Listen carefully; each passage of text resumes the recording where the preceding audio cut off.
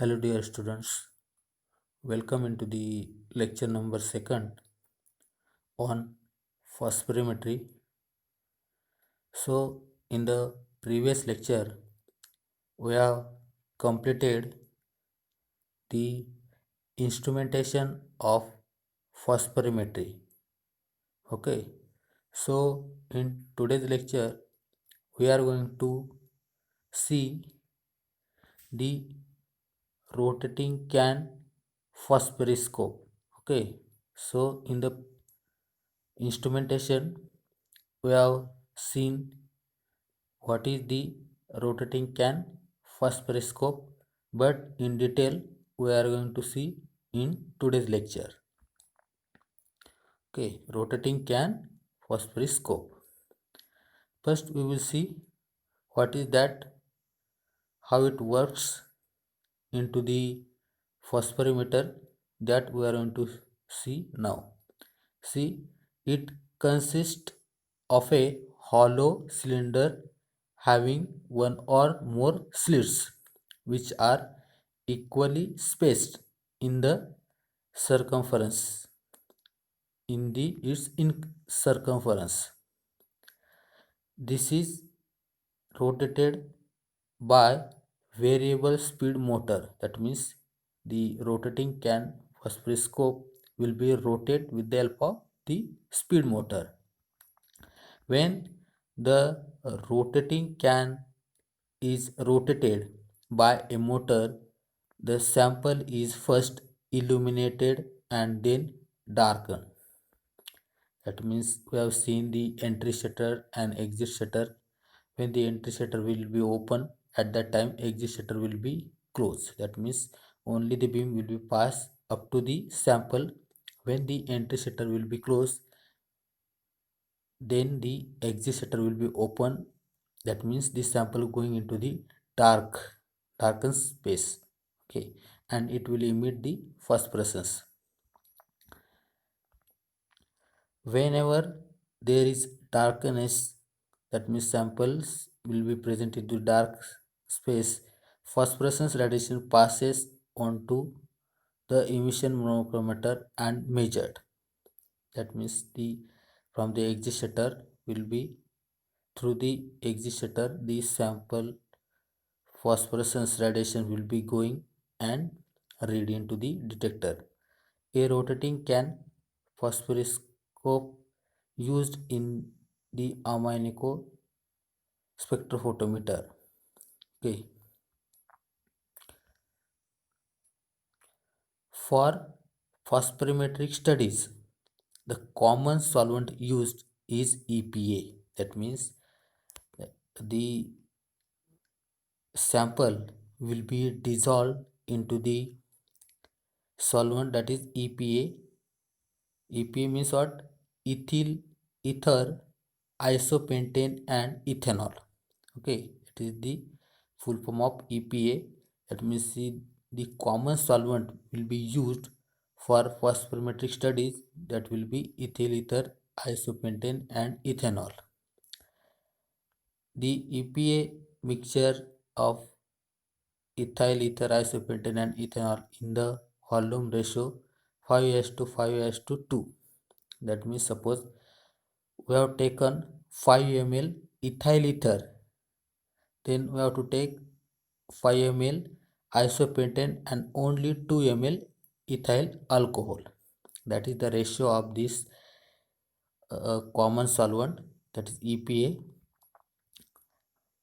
For what? This is on freezing yields a clear rigid glass, but some snow formation is possible with the solvent. That means the snow will be formed into the sample cell, because we are going to keep this solvent along with sample, right? Because sample will be dissolved into this solvent, that will be kept into the dewar flask along with the liquid nitrogen.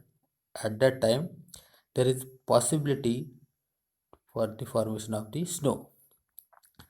For that, the problem has been overcome by employing a rotating sample cell. Okay. For that, we have kept that sample cell into the rotating motion.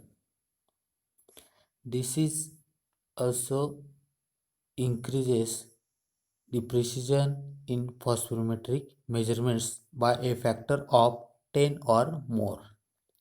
Means our results were getting to very precise one. So what is that rotating can phosphorescope?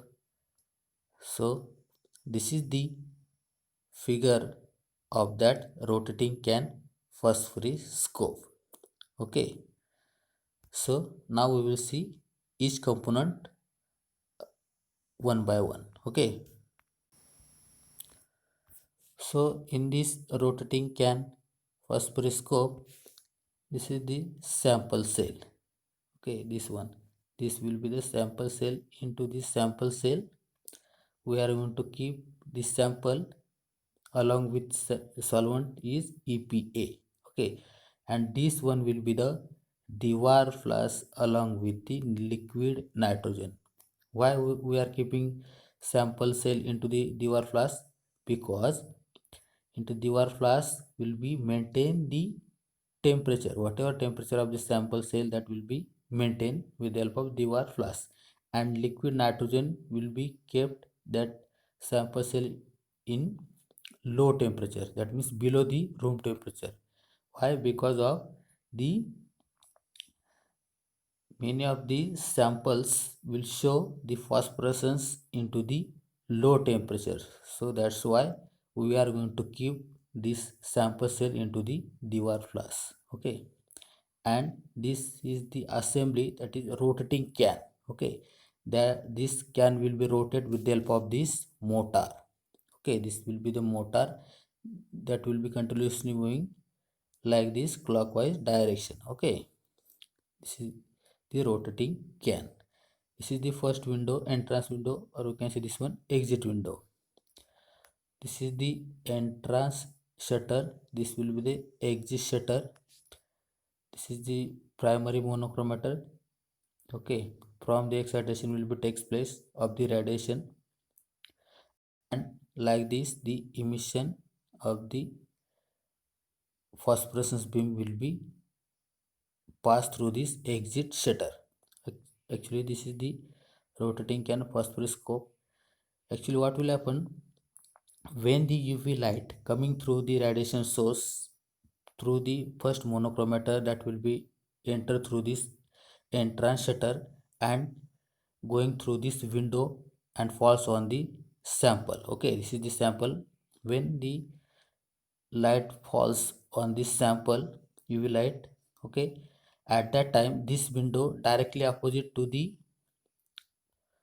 this front window. Okay, at that time this exit shutter will be closed. Why? Because of this exit shutter already kept into the right angle to the excitation radiation or incident beam. Okay, so when first window is open along with this entrance shutter, then the light will be falls on this sample, and sample will be absorb that UV light and emit the phosphorescence radiations. Okay, at that time this rotating can will be rotate, and when the second window coming in front side of this exit shutter, at that time first window automatically going into the dark portion, or you can say sample will be totally going into the darkness. At that time it will emit the phosphorescence radiation, and that emitted phosphorescence radiation will be going through this exit shutter and falls on the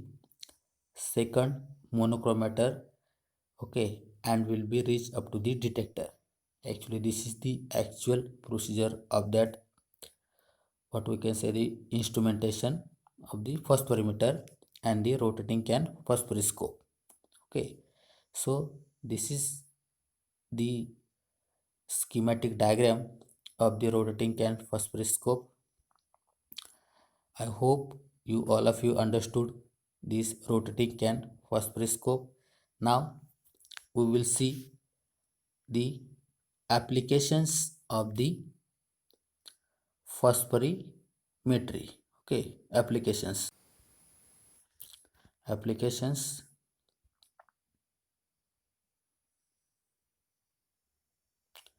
So see the first application for the determination of aspirin, acetyl salicylic acid in blood serum by this phosphorimetric method that will be used that sample that in between 0.02 to 1 milligram aspirin per ml of serum can be analyzed. Low concentration of procaine, cocaine, phenobarbital, barbital and chlorpromazine in blood serum have been determined using phosphorimetry. Third application is cocaine and atropine in urine have been determined by employing phosphorimetry in combination with extraction procedures. That means this cocaine and atropine when which is present in one sample that we cannot analyze with the help of this phosphorimeter. That's why we want to extract or we can say separate both and then analyze. Fourth one, in combination with TLC, that means thin layer chromatography or paper chromatography, it has been used to determine trace tobacco alkaloids such as nicotine, nornicotine, and anabasine from crude tobacco. C. With the help of these chromatographic techniques, we are going to separate that sample material, that means nicotine, non-nicotine, and anabasine from the crude product, and then we are going to analyze with the help of this phosphorimeter technique. Last application, it is also useful in environmental studies. With the help of this one, we can study the environmental also. So now we will see the difference between fluorimetry and absorption methods. This difference in the examination may ask 2.5 marks only. Okay. Now we will see the difference. Okay. In fluorimetry, first difference will be fluorimetry is more sensitive than absorption methods. That means whatever absorption methods will be there, that in that the fluorimetry technique will be more sensitive. In the absorption methods automatically less sensitive than fluorimetry. Second difference point, fluorimetry is more specific than absorption methods, or the absorption methods are less specific than fluorimetry. Third difference is in fluorimetric technique, the wavelength absorbed and the wavelength emitted by sample due to fluorescence are both selected by grating monochromator. Okay, or in absorption methods, only the wavelength is selected by filter or grating monochromator. Last difference, fluorimetry as a limited number of compounds show fluorescence. That means very few compounds that will be show fluorescence, but in absorption method are widely used. Absorption method will be widely used for a much larger number of compounds than fluorimetry. So this is the difference, four difference point in between the fluorimetry and absorption methods. Now we will see one more difference, that will be the distinguish between or comparison between fluorimetry and phosphorimetry. Okay, we have already completed this fluorimetry and phosphorimetry chapters. So difference in between them. First difference, the phosphorimetric experimental setup for phosphorescence studies is more complicated than that of the fluorescence measurements. See, phosphorimetry, just we have seen the rotating can phosphorimeter and the instrumentation of the phosphorimetry. the instrumentation will be complicated, okay, as compared to the fluorimetry, but the fluorimetry experimental setup will be very simple one. Second difference point will be phosphorimetry studies are done at a low temperature, that is minus 196 degrees Celsius. Okay. The fluorescence measured are done at room temperature. Third point, phosphorimetry is more sensitive than fluorimetry. Obviously, fluorimetry is less sensitive than the phosphorimetry. Last difference point will be in the case of complex samples, phosphorimetry is more selective than fluorimetry. That means when we analyzing complex samples as that of the phosphorimetry is more selective as compared to the fluorimetry because many complexes shows the fluorescence, sorry, phosphorescence. In the case of complex sample size, fluorimetry is less selective than phosphorimetry. Okay, so this is the difference point between phosphorimetry and fluorimetry. Here, this second chapter from unit number third we have completed. So, from next lecture we are going to start the chapter number third, that is turbidimetry and nephelometry. Okay, thank you.